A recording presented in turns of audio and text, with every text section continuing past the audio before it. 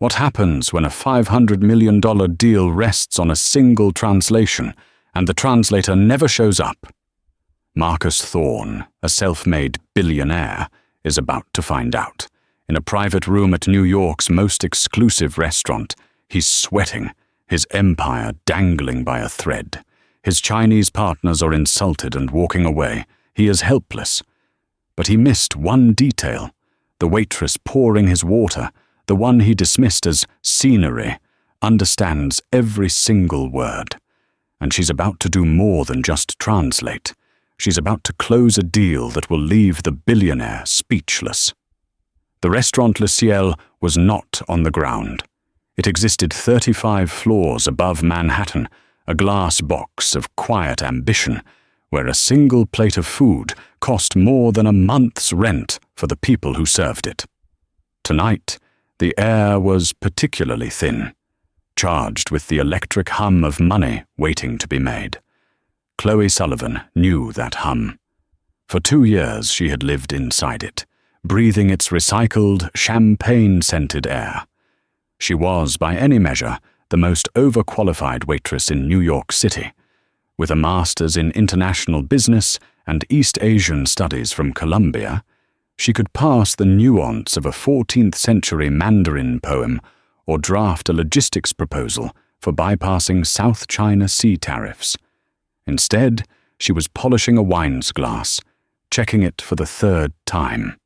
Her life had become a masterclass in irony.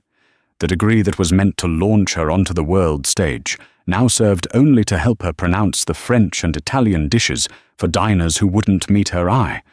Family medical debt, a sudden, catastrophic avalanche that had buried her father and her future, was a cruel taskmaster. So she polished, she smiled, and she remained invisible. "Table 7, the private room, Thorne Capital," said Julian, the maitre d', his voice a low hiss. "He's a nightmare. Don't speak unless spoken to, and for God's sake, don't let your water glass get below half full. He's a new money tech guy, all bark." "Got it, Julian." "Invisible," Chloe murmured, straightening her simple black uniform. Marcus Thorne was already in the room when she entered with the chilled bottles of Voss. He wasn't just new money, he was loud money. He wore a designer suit that was a size too tight, trying to contain a personality that was 3 sizes too large. He was talking, or rather, braying, into his phone. "I don't care what the SEC filing says," he snapped. "You tell them Marcus Thorne doesn't wait for approval. I am the approval." He clicked off the phone and threw it onto the priceless mahogany table, next to a woman who looked more like an accessory than an executive. This was Serafina, his new executive assistant, a title she'd held for 3 weeks, coincidentally since his last girlfriend had been photographed leaving his penthouse with a settlement check.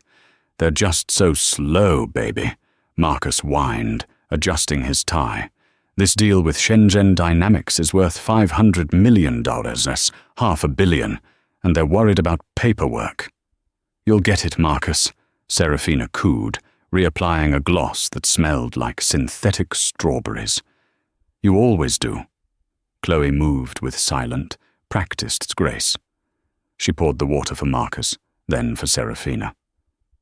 "Ugh, not that one," Serafina said, pushing the Voss bottle away.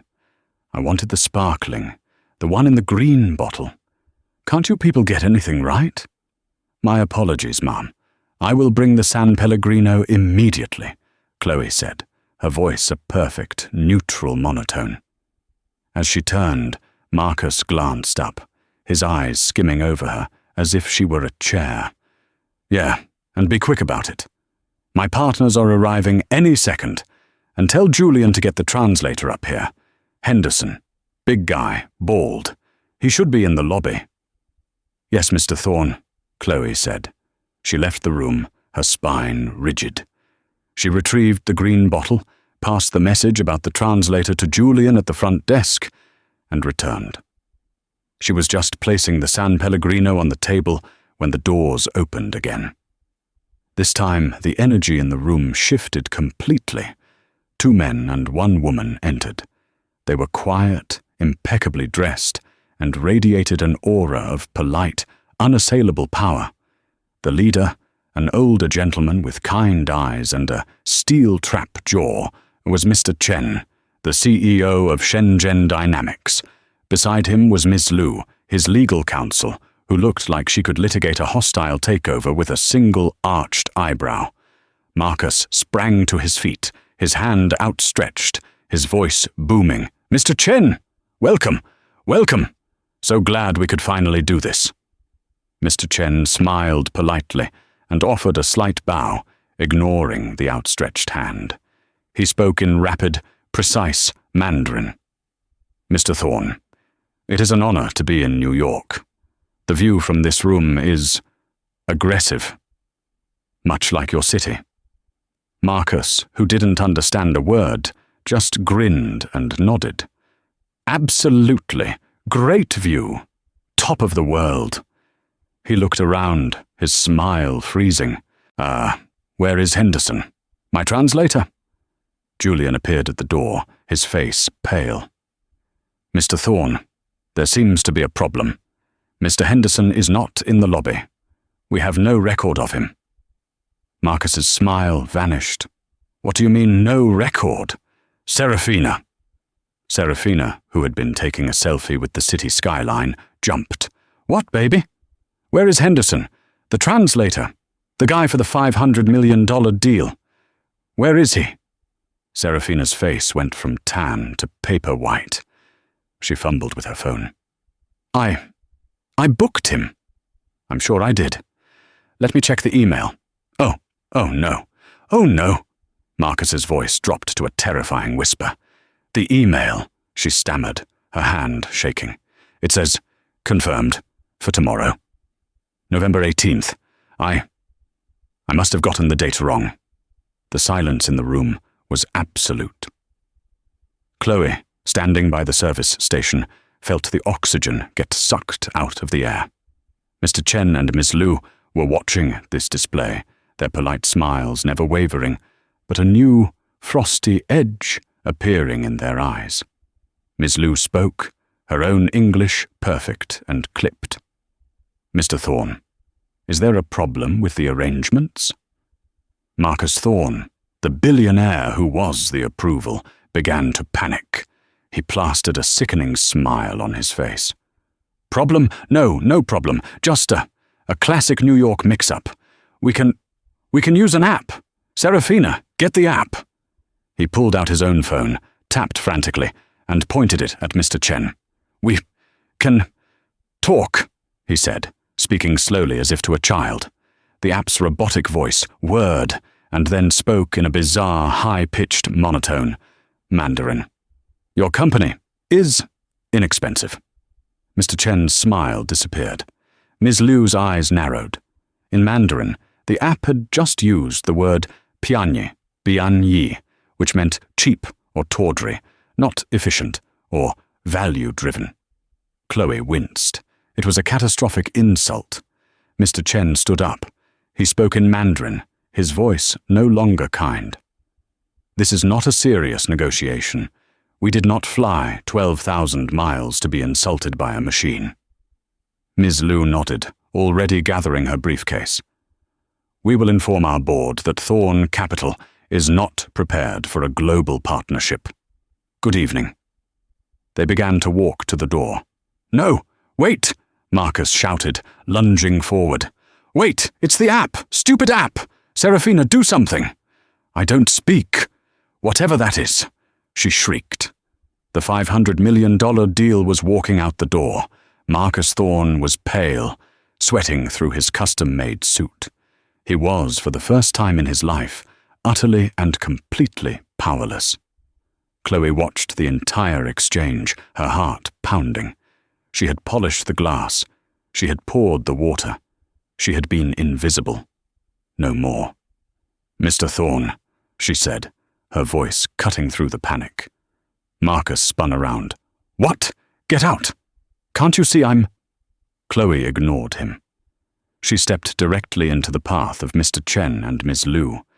She bowed, not a subservient restaurant bow, but a deep, respectful bow from one professional to another. And then, in flawless, formal Mandarin, she spoke. "Mr. Chen, Ms. Liu, please forgive this unfortunate display.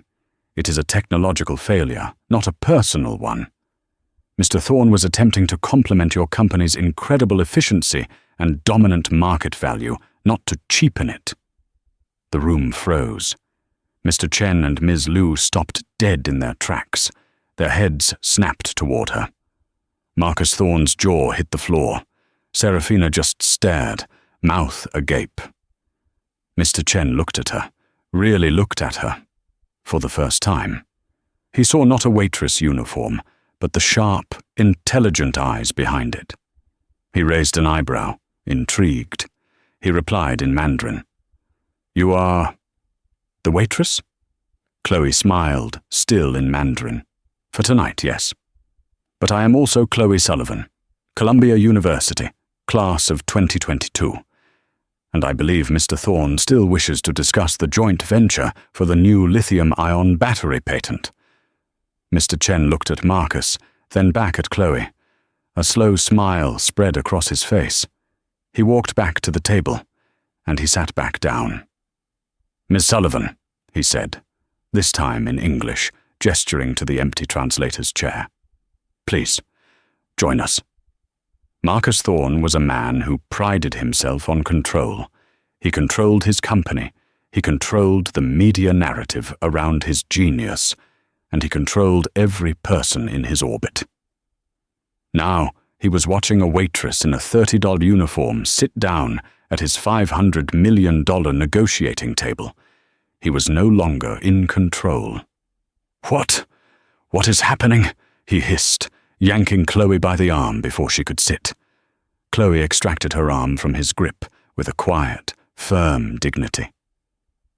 "They were leaving, Mr. Thorne," she whispered, her voice a steel razor. "You insulted them. The app you used told Mr. Chen his company was cheap. I corrected the insult. Now, if you'd like to salvage this, I suggest you sit down and let me work." "You work?" Marcus sputtered. "You're you serve bread." "Mr. Thorne," Miss Liu said from the table, her voice dangerously calm. "Is there a problem? Your new associate seems more prepared than your last." Marcus looked at the expectant faces of the Chinese delegation, then at Chloe's impassive one. He was trapped. He nodded weakly, a puppet whose strings had been cut, and slumped into his chair. "Fine," he muttered. "Fine, just translate. Word for word. Don't do anything." Chloe nodded politely, a small, knowing smile playing on her lips. "Of course, Mr. Thorne. Word for word." She took her seat. The power dynamic in the room had tilted, pivoting on the axis of a single, unassuming waitress. Mr. Chen began, speaking in Mandarin, his eyes fixed on Chloe. "Ms. Sullivan, you are a surprise. Columbia is a fine school. My own son is at MIT. It seems a waste for such an education to be here." Marcus, sweating, interrupted. "What did he say? Is he impressed? Tell him I went to NYU, well, for a semester." Chloe held up a hand, a subtle "stop" gesture that Marcus was too flustered to ignore. She replied to Mr. Chen, her Mandarin smooth and academic. "A path is never a waste if it leads to an opportunity, Mr. Chen. My family required my support, and honorable work is honorable work. But we are not here to discuss my resume. We are here to discuss yours. Your recent acquisition of the cobalt mines in the DRC was brilliant. Risky, but brilliant. It positions you to undercut the entire market." A flash of genuine surprise crossed Mr. Chen's face. She hadn't just translated. She'd analyzed his recent business dealings. He laughed, a real, deep laugh. "You have done your homework, and you call it a risk. The Western press called it predatory." Chloe smiled. "The Western press doesn't understand the necessity of securing a supply chain. They call it predatory. You and I, she glanced at Marcus, we call it Tuesday.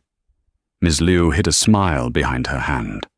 Marcus was vibrating with anxiety. What are you two talking about?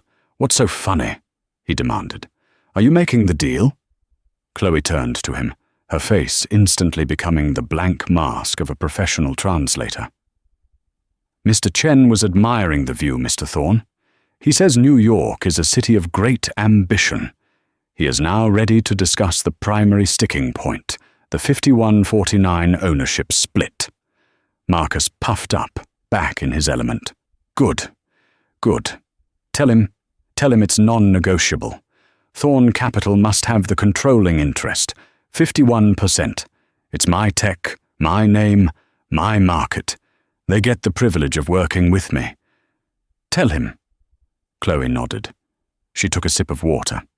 Then she turned to Mr. Chen and began to speak. But what she said was not at all what Marcus had commanded. In Mandarin. Mr. Thorne understands that Chinese regulatory law makes a 51% foreign ownership stake in a domestic joint venture complicated. He knows you cannot legally offer it. Therefore, he wants to express his deep respect for your sovereignty and your laws. Marcus, hearing the tone, was confused. That sounded longer than what I said. Why are they nodding? They should be angry. Ms. Liu, in Mandarin. Complicated is one word. Impossible is another. We cannot proceed if Mr. Thorne insists on this. Chloe, in Mandarin. Mr. Thorne is not inflexible. He is a disruptor. He values creative solutions. He was suggesting, here she took a deep breath, that the 51-49 split is a crude way to measure partnership. He would like to propose an alternative, a 49-49 split, with the remaining 2% of shares held in a neutral third-party trust, governed by a board of 3. 1 appointee from you, 1 from him, and 1 independent arbitrator from the Singapore International Arbitration Centre. Marcus was now visibly agitated. Chloe, what are you saying? I never said any of that. I said 51%. 5-1. He was holding up his fingers. Chloe turned to him, her voice low. Mr. Thorne, with all due respect, your 5-1 plan is illegal under Chinese law. They were about to walk out again. The Singapore solution is the only way to save this. Do you want the deal, or do you want to be right? Marcus stared at her, his face a mask of fury and confusion. He was being outplayed, outthought, and checkmated by his waitress. But Mr. Chen and Ms. Liu were conferring animatedly in Mandarin. They hadn't expected this. It was a sophisticated, elegant solution to an impossible problem. This is a very Western solution, Miss Liu said, impressed. But a very Eastern compromise, Chloe replied. Mr. Chen looked at Chloe. This was not Mr. Thorne's idea, was it? Chloe paused. Mr. Thorne is the visionary. He provides the destination. It is his team's job to navigate the terrain. He trusts his people. She said the last part while staring directly at Serafina, who was now texting furiously under the table, likely updating her resume. Mr. Chen nodded, accepting the diplomatic lie. Very well. We will consider this Singapore solution. But there is another problem, a larger one, logistics, supply chain. This was it, the main event. Logistics, Marcus repeated, grabbing the word like a lifeline. Yes, logistics. I'm the king of logistics. Tell them, Chloe, we'll use my existing network, my warehouses, my trucks. It's all part of the Thorne package. He was back. The arrogant billionaire, puffed up and preening, had returned, assuming the crisis was averted. He thought he had Chloe on a leash, a useful new tool. He was wrong. Chloe turned to Mr. Chen, in Mandarin. Mr. Thorne is, of course, very proud of his domestic logistics network. Miss Liu cut in, her tone sharp. His network is inefficient, Mrs. Sullivan. We have done our own projections. His Thorn package is optimized for software distribution and small parcel e-commerce, not for a high-volume B2B supply chain involving heavy batteries and raw materials. His reliance on the Port of Los Angeles and his warehouses in Arizona is a structural bottleneck. The port unions alone will kill our margins in the first 6 months. She wasn't wrong. She had just, in one paragraph, identified the critical flaw in Marcus's entire empire. Marcus, sensing the shift in tone, looked panicked again. What did she say? Why does she look angry? Did you insult her? She's not angry, Mr. Thorne, Chloe said calmly. She's concerned about your logistics model. Concerned? It's the best. You tell her. Chloe cut him off, her patience finally snapping. Mr. Thorne, your logistics network is a disaster for this kind of project. She knows it, I know it, and Mr. Chen knows it. If you let me handle this, I can save the deal. If you interrupt me again, I will walk out of this room, and you can explain to your shareholders why a $500 million deal died because you couldn't find a translator. The threat hung in the air, cold and absolute. Marcus Thorne looked at this woman. She was no longer a waitress. She was no longer Chloe. She was a general on a battlefield, and he had just been ordered to stand down. He sank back into his chair, silent. Chloe turned back to Mr. Chen and Ms. Liu. The mask was off. This was no longer translation. This was negotiation. In Mandarin. Ms. Liu, your assessment is 100% correct. Mr. Thorne's current network is a bottleneck. To use it would be, she used Marcus's own word, cheap, a mistake. Mr. Chen leaned forward. So you agree. The deal is dead. No, Chloe said, her voice dropping, becoming conspiratorial, collaborative. The deal is just beginning. You are thinking of this as an American problem, a West Coast problem. You are right. The port of Los Angeles, Long Beach is a choke point. But what if you never used it? Ms. Liu scoffed. It is the gateway to America. It is a gateway, Chloe corrected, but not the smart one. Not for you. She leaned forward, and, using the table's pristine white cloth as a blackboard, she took a sterling silver dessert fork and began to draw. You are shipping from Shenzhen. The default route is trans-Pacific to LA. But your heaviest, most time-sensitive components, the cobalt and lithium, shouldn't go there. You should split your supply chain. The high-value, low-weight electronics come by air to the new Nevada hub. But the bulk you ship south. She drew a line around South America. The Cape, Ms. Liu whispered, her eyes wide. That is 6,000 extra miles. It's 6,000 miles that avoids the LA unions, the California emissions standards, and the overcrowded rail lines, Chloe countered, her voice electric with passion. You ship through the Cape, you refuel in Brazil, and you land here. She tapped the tablecloth with the fork, just east of the Appalachian Mountains. The port of Savannah, Georgia. It's the fastest growing, most automated port in North America. From there, you are 24 hours by rail from the new Battery Belt in Tennessee and Kentucky. You build your assembly plant there, not in Arizona. You save 30% on transport and 20% on labor, and you cut your delivery to market time by 2 weeks. She sat back. The room was deathly quiet. She had just, without a single note, laid out a brand new, multi-million-dollar international logistics strategy.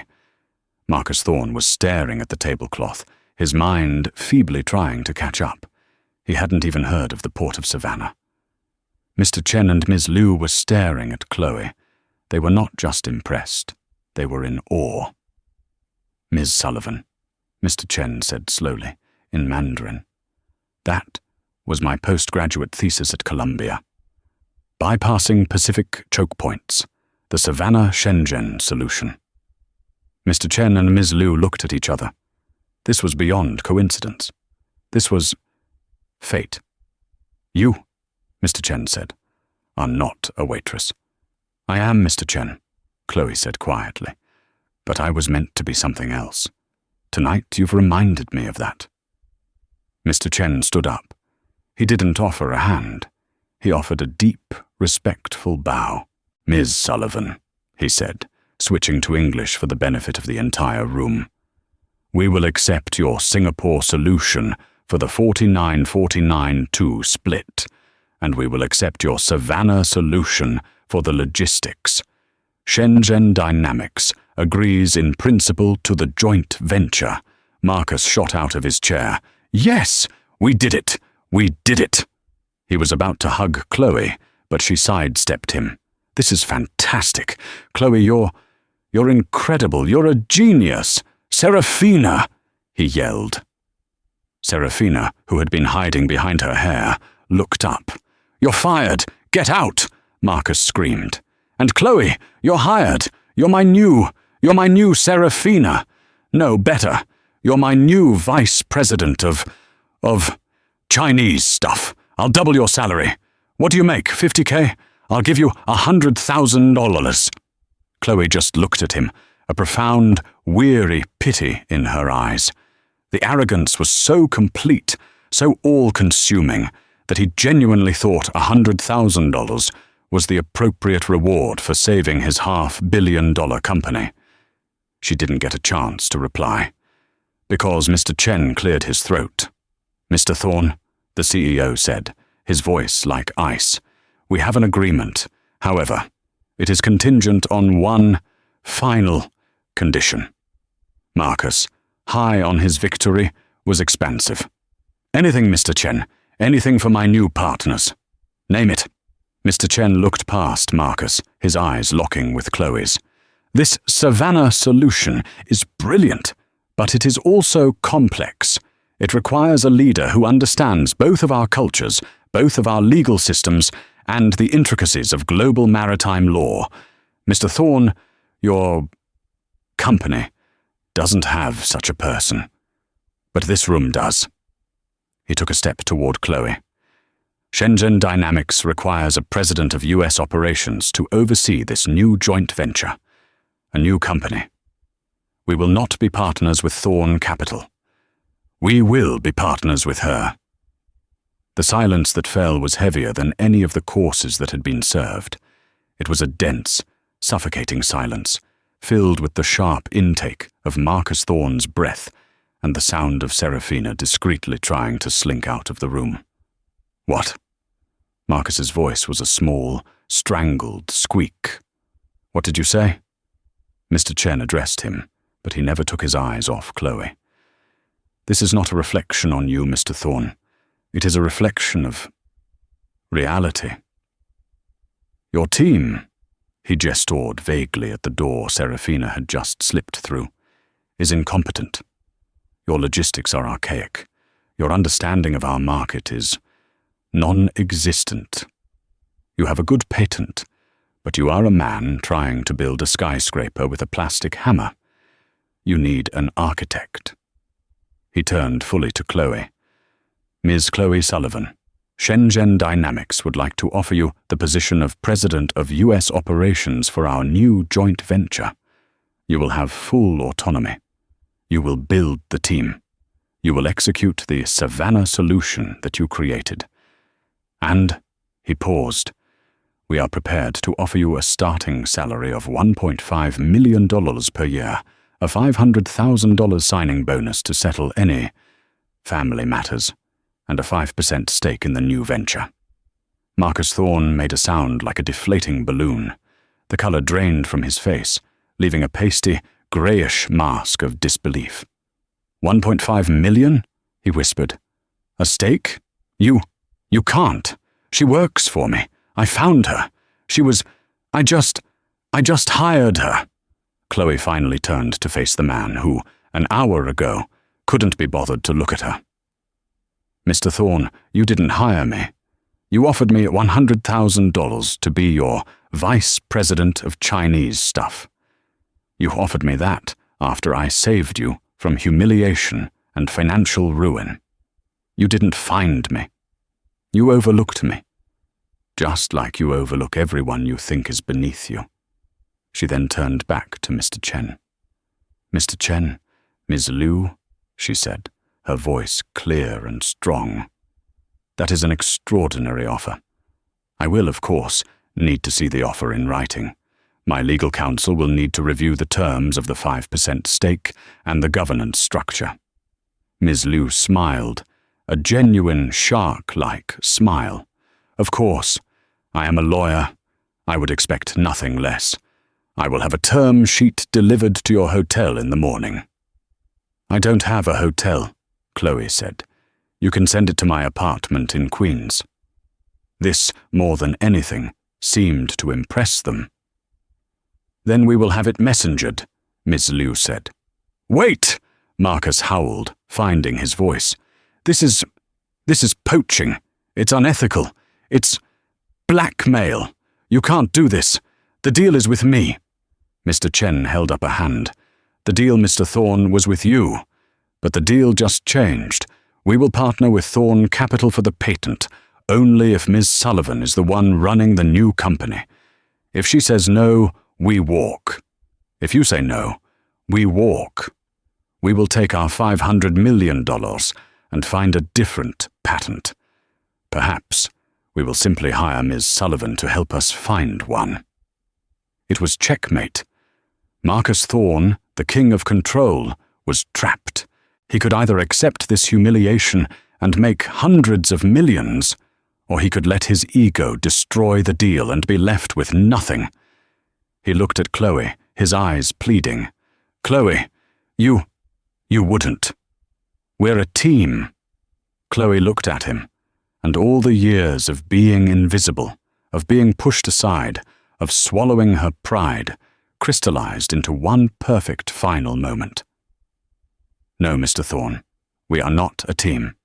You are a client, and I am a consultant, and my consultation fee has just gone up. She looked at Mr. Chen. I accept, in principle. Wonderful, Mr. Chen said. He and Miss Liu gathered their things. We will be in touch tomorrow, Madame President. They walked out of the room, leaving Chloe alone with the wreckage of Marcus Thorne. He stared at her, his face a complex mixture of rage, awe, and utter defeat. You set me up, he whispered. No, Mr. Thorne, Chloe said, undoing the strings of her black apron. You set yourself up. You just didn't know I was the one who was going to be there to watch. She folded the apron neatly and placed it on the table, on top of the map she had drawn with the dessert fork. Wait, he said, a note of desperation in his voice. What about Serafina? Chloe paused at the door. What about her? Did you know? About the date? Did you know Henderson wasn't coming? Chloe turned, a shadow of a smile on her face. Mr. Thorne, I'm a waitress. I just serve the food. But I will tell you one thing I noticed. What? When Serafina was checking her email, she was on her Instagram feed. The email confirmation she found? It was a screenshot she took 3 weeks ago. She didn't get the date wrong. She booked him for tomorrow, November 18th, on purpose. Marcus was confused. But why? That's just stupid. She cost me. No, Chloe said. She was trying to cost you. She knew you'd be humiliated. She was texting someone all night. Someone from the press, I'd guess. Billionaire Thorne, humiliated by Chinese. She wasn't trying to be a good assistant. She was trying to get a goodbye check, a big one, the same one your last girlfriend got. Marcus went white. He understood. Serafina wasn't incompetent. She was malicious. She had been trying to sabotage him, and Chloe hadn't just saved the deal.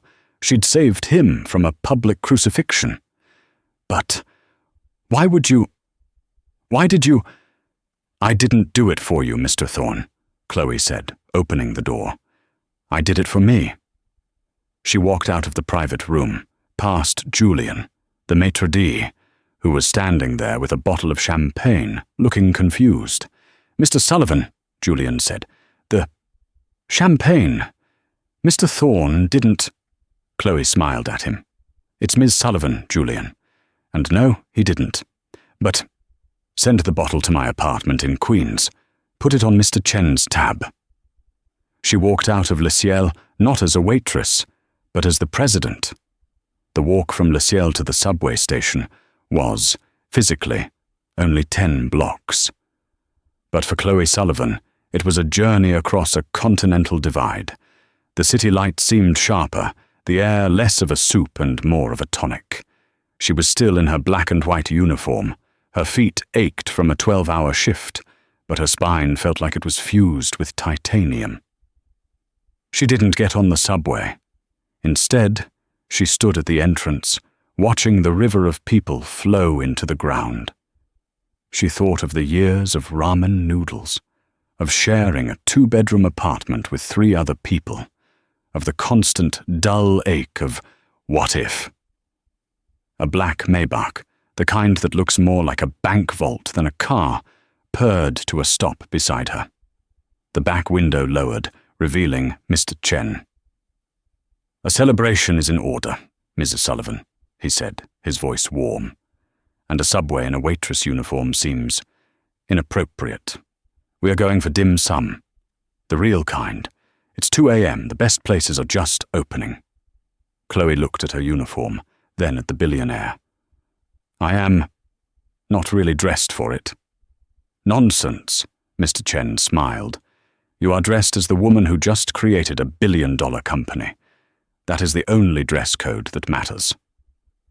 She got in the car. For the next 3 hours, over scalding hot tea and bamboo baskets of har-gow and siu mai in a tiny, fluorescent-lit restaurant in the heart of Chinatown, they didn't talk about contracts. They talked about history. They talked about poetry. They talked about the global supply chain as if it were a living, breathing thing. Ms. Liu, it turned on, was a ruthless negotiator but also a karaoke fanatic.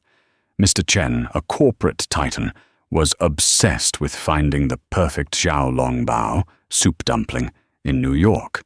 Chloe was, for the first time in years, simply herself, and it was more than enough.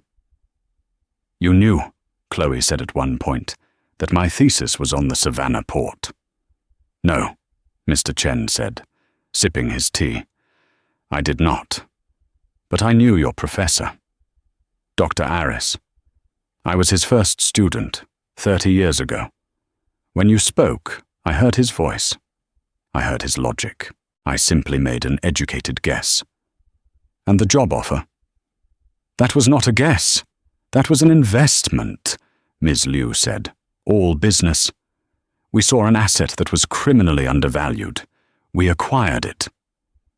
When the Maybach finally dropped her at her apartment in Queens at 5 a.m., the term sheet was already waiting, hand-delivered by a courier. It was exactly what they promised. The next 6 months were a blur. The first call Chloe made, after signing the contract, was to the nursing home that was caring for her father.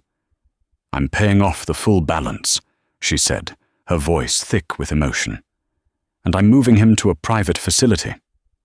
The best one." The second call was to Julian, the maître d' at Le Ciel.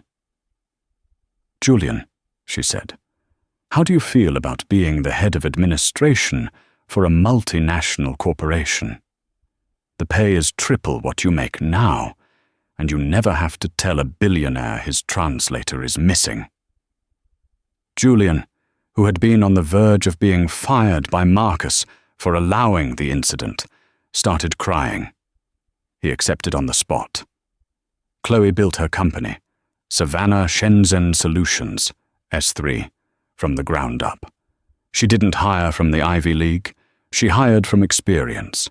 She hired logistics managers from the army, negotiators from union floors, and analysts who, like her, had been overlooked.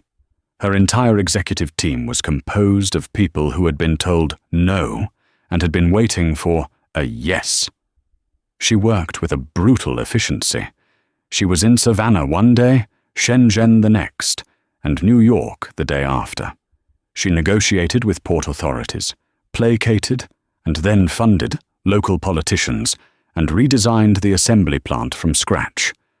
And Marcus Thorne, he had been forced to sign the deal. His board of directors, upon hearing what had happened, had given him no choice. They were furious, not that he had lost Chloe, but that he had never seen her in the first time.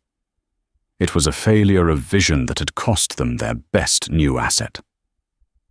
Marcus was sidelined. He was still a billionaire on paper, but his reputation on Wall Street was in tatters. The story had leaked, not the real dramatic story, but a sanitized version. Thorne capital fumbles, forced to cede control in 500 Mahos deal. His stock wobbled. He had tried to contact Chloe. He sent flowers. She donated them. He sent an offer to buy her out. She had Julian frame the letter and hang it in the break room as a joke. He tried, in a pathetic final attempt, to ask her out to dinner. She had her new assistant, a brilliant young woman from the Bronx, send a reply. Ms. Sullivan's schedule is full for the next decade. However, she is available for a consultation. Her current rate is $25,000 per hour, with a 4-hour minimum. He never replied. 1 year, 365 days, measured not in time, but in shipping containers, legal filings, and a revolution. The headquarters for Savannah Shenzhen Solutions, S3, was not in a flashy, new money glass tower. Chloe had chosen a building of old industrial stone, 35 floors up, overlooking the river. It was a fortress of quiet, established power. The boardroom was minimalist, dominated by a single piece of art, a massive, backlit map of the world. On it, 2 glowing lines of emerald green represented the S3 supply chain. One pulsed from Shenzhen to Nevada. The other, the thicker, brighter one, was the Savannah Solution, a bold, daring artery that beat with the rhythm of a billion-dollar heart. From the room's northern window, you could just see the glass box restaurant, Le Ciel, 30 blocks downtown. It looked small, like a child's toy.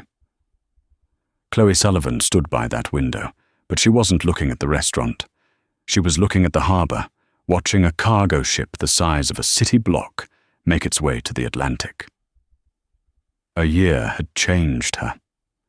The uncertainty in her eyes was gone, replaced by the calm, assessing gaze of a general. She wore a simple, dark blue dress that was tailored to perfection. Her power was no longer a discovery, it was a fact. The door opened.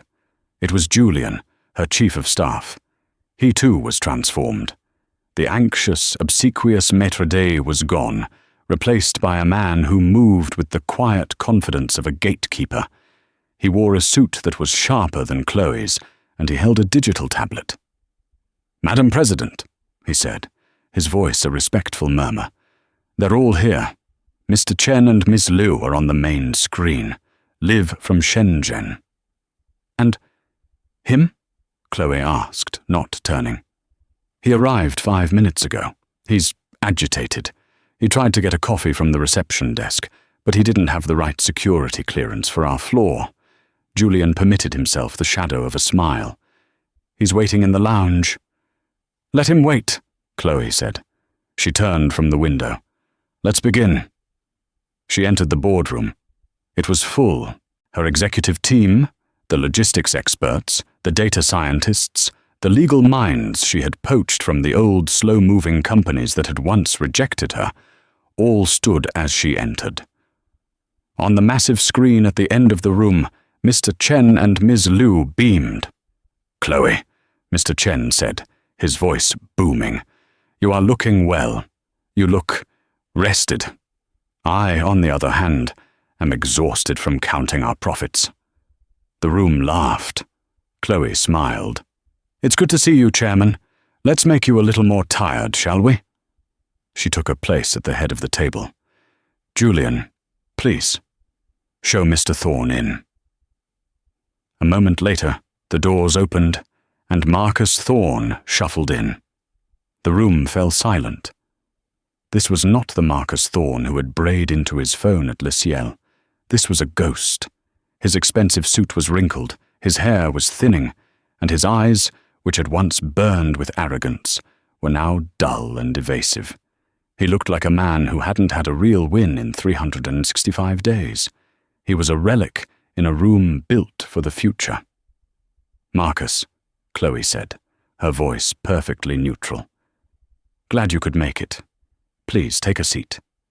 He looked for a seat at the main table, but they were all occupied.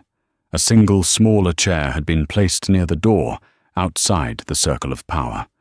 Humiliated, he sat. "Welcome, everyone," Chloe began, and her voice filled the room. It was the voice of command. "We are here for our first-year review and to finalize the agenda for the next fiscal year. I will be brief, as the numbers speak for themselves." She clicked a remote. The glowing map was replaced by a graph. "1 year ago, S3 was a concept," she said, "a theory sketched on a tablecloth. Today, we are the standard." She didn't just read numbers, she narrated a war. "As you know, our first 6 months were a fight. The Arizona trucking lobby, which Mr. Thorne had unwisely relied upon, attempted to blackball us in the battery belt. They thought we were a coastal anomaly." She clicked again. A map showed a new internal network of rail and electric trucks. They were wrong. We didn't just bypass their network, we made it obsolete. We are now 40% cheaper and 100% greener than their primary routes. The Thorne network, as it was, filed for Chapter 11 in August. Marcus flinched, as if he'd been struck. "Next," Chloe continued, "the Port of Los Angeles.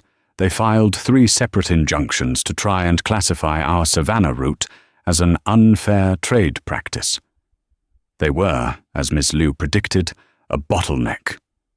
Ms. Liu on screen gave a crisp, satisfied nod.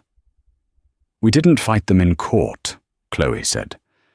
"We bought the small independent rail line they had been starving for a decade and built a direct link to the Midwest. They weren't just a bottleneck, they were a competitor. And we won. Last quarter, S3 handled 15% more cargo than the Port of Long Beach. They are now, I'm told, asking us for a consultation." The room was electric. This wasn't a review, it was a victory lap. And now the numbers. Our first-year projection was $500 million in gross revenue, a high, ambitious target. She paused, letting the silence build. "We missed it." Marcus actually looked up, a tiny, hopeful sneer on his face. She failed. "We missed it," Chloe repeated, a small smile playing on her lips. "By a factor of 2. Ladies and gentlemen, S3's first-year revenue was $1.1 billion. We are profitable, we are debt-free, and as of this morning, our valuation is officially priceless, because we are not for sale." The room erupted. Her team was on their feet, clapping, cheering. Mr. Chen was clapping so hard his camera feed was shaking. Only Marcus sat still, his hands on his knees, the picture of a man watching his own funeral. Chloe let the applause die down. "Thank you. Thank you. This was, as always, a team effort." She then turned her gaze, like a spotlight, to the end of the table. Her tone became cold, all business. "Which brings us to our final agenda item." The room went quiet again. "Mr. Thorne, representing Thorne Capital, has offered to sell his remaining 49% stake in the original patent. His board, I'm told, is eager to pivot to software." The polite fiction hung in the air. Everyone in the room knew the truth. Thorne Capital's stock had plummeted. His board was forcing him out, and this buyout was the golden parachute they were giving him to go away. He was liquidating his last and most valuable asset. S3's acquisitions team has reviewed the offer, Chloe said, and we find the terms acceptable. It was a final, public execution. She wasn't just buying him out, she was allowing him to sell. Julian, with perfect timing, walked over to Marcus. He didn't have a pen, he had a tablet. Mr. Thorne, your signature is required here, and here, and here. Marcus's hand was shaking. He fumbled with the stylus, his face a mask of sweat and defeat. He signed. A small, sterile ding echoed in the silent room. The digital signature flashed on the main screen. M. Thorne. And then, in bright green letters, transaction complete. Thank you, Marcus, Chloe said. That'll be all. Julian will validate your parking. The board meeting was over. Mr. Chen and Ms. Liu logged off, but not before Mr. Chen said, "A new era, Chloe. You have done well. You are the standard." The S3 team filed out, patting Chloe on the back, ignoring Marcus completely. Julian began to clear the water glasses. Finally, the room was empty. Almost. Marcus hadn't moved. He was still sitting in his little chair by the door. "The meeting is over, Marcus," Chloe said, gathering her own files. "Why?" he whispered. Chloe paused. "Why what? Why did you do it? To me? Like this? In front of everyone? You humiliated me." Chloe turned, a look of genuine surprise on her face. "Humiliated you? Marcus, I just paid you $250 million for a patent you didn't even understand. You should be thanking me." "It's not about the money," he shouted, finding his voice. He stood up, his face red. "It was never about the money. It was about respect. You took it all." "I took nothing," Chloe said, walking toward him. "You gave it away." I just have to know," he said, his voice dropping to a desperate plea. "That night, at Le Ciel, you said you did it for you, but you could have just walked out. You could have let me fail, then gone to Chen on your own. Why did you stay? Why did you save me? Were you trying to impress me?" The arrogance of it, the idea that even in his failure he was the prize, was so profound, so absolute, that Chloe almost laughed. "Impress you?" she said, the name Marcus dripping with a pity that was worse than any insult. She stopped just a few feet from him. "You still don't get it, do you? After all this time, you still think that night was about you." She walked to the window, the one overlooking Le Ciel. "You're right. I could have walked out. And I would have. But then, Serafina made a mistake. She confirmed the translator for the 18th. She tried to sabotage you." "I know," Marcus said. "You told me.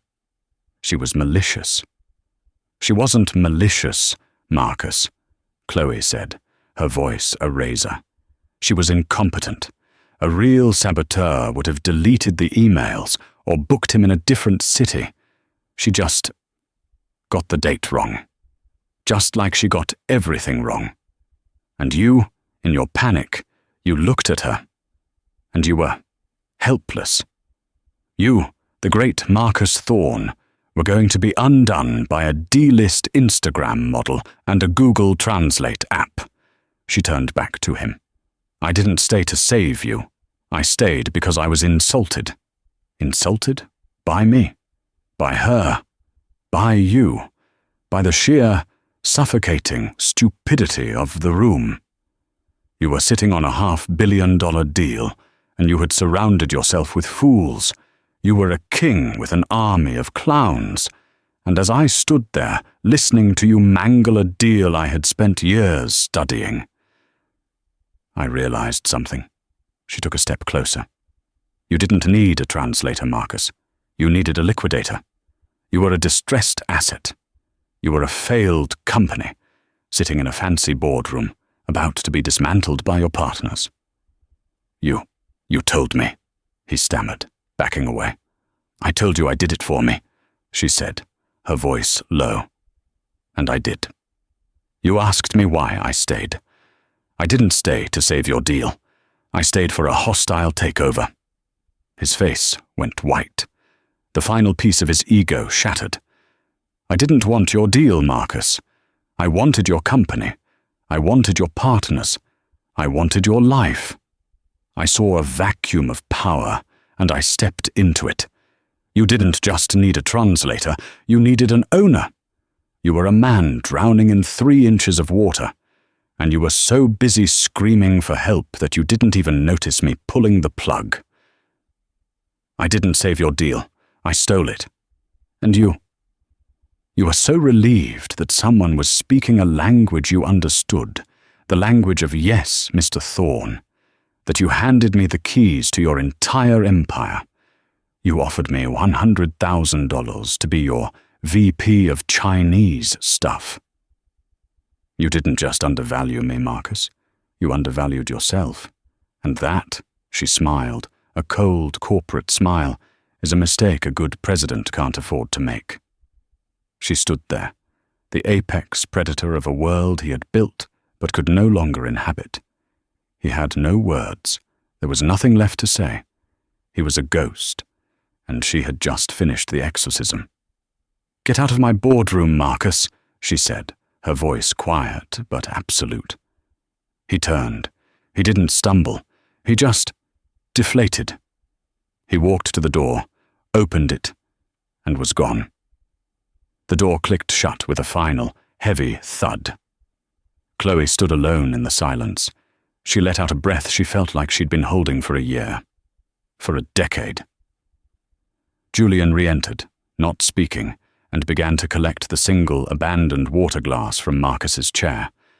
Leave it, Chloe said. Madam President? Leave it, she repeated. Let the cleaning crew get it. She walked back to her desk at the head of the table. She didn't look out the window. The view didn't matter. The past didn't matter. She pressed the intercom. Sarah, get the Savannah team on the line. I want to be on the floor, virtually, when the new automated crane goes online. She sat down, opened her laptop and got back to work. The work she had built, in a room she had earned, in a world she now controlled. And so, Chloe's story reminds us that the most valuable person in the room isn't always the one with the loudest voice or the biggest bank account. Sometimes it's the person no one sees. The one polishing the glass, the one pouring the water, the one listening. Marcus Thorne saw a waitress. Mr. Chen saw a president. Chloe, most importantly, finally saw herself. She wasn't just a translator for $1 million deal. She was the $1 million deal. What did you think of Chloe's incredible transformation? Have you ever felt overlooked, only to know you were capable of so much more? Let me know your thoughts in the comments below. Thank you for watching. If you enjoyed this story of karma and triumph, please like this video, share it with someone who needs a boost, and be sure to subscribe for more dramatic stories every week. Your support keeps our channel going. We'll see you in the next story.